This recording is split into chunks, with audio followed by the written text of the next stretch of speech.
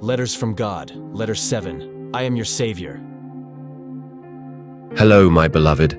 I want you to imagine you're drowning at a beach. The waves suddenly rage and pull you into the open sea. You swim well, but all efforts to return to shore fail. You scream for help, but no one shows up. You've fought so much that now you start feeling a sudden and involuntary cramp in your legs.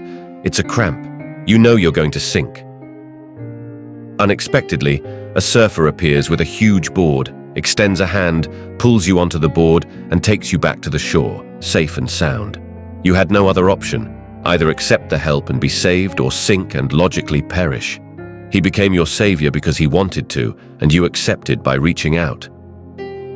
That's how I acted when I saw humanity floundering in the sea of sin.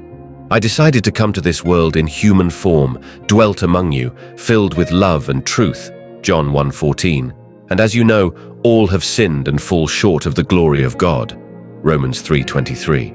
You're also aware that through Adam and Eve's sin, the first earthly parents all inherited a sinful nature and ultimately death, Romans 5:12.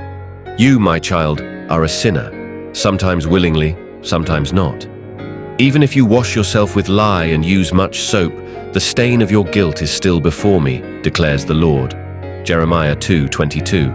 You need help because you can't solve the sin problem alone. I decided to solve this problem because I loved the world so much that I gave my only Son so that everyone who believes in him shall not perish but have eternal life, John 3:16. Jesus came to seek and to save the lost, Luke 19:10.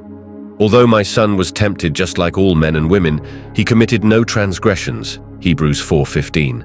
He was and is rejected and despised by many. He endured endless pain and suffering on the cross.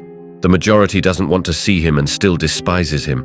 But he was pierced for our transgressions. He was crushed for our iniquities. The punishment that brought us peace was on him, and by his wounds we are healed. We all, like sheep, have gone astray.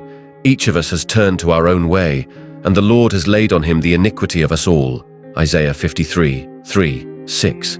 So, my beloved, this is my plan to forever solve the sin problem.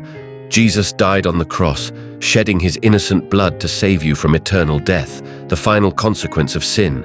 If he had just died in your place, it wouldn't have saved you. What was missing then? But in fact, Christ has been raised from the dead, the first fruits of those who have fallen asleep. For as by a man came death, by a man has come also the resurrection of the dead. For as in Adam all die, so also in Christ shall all be made alive.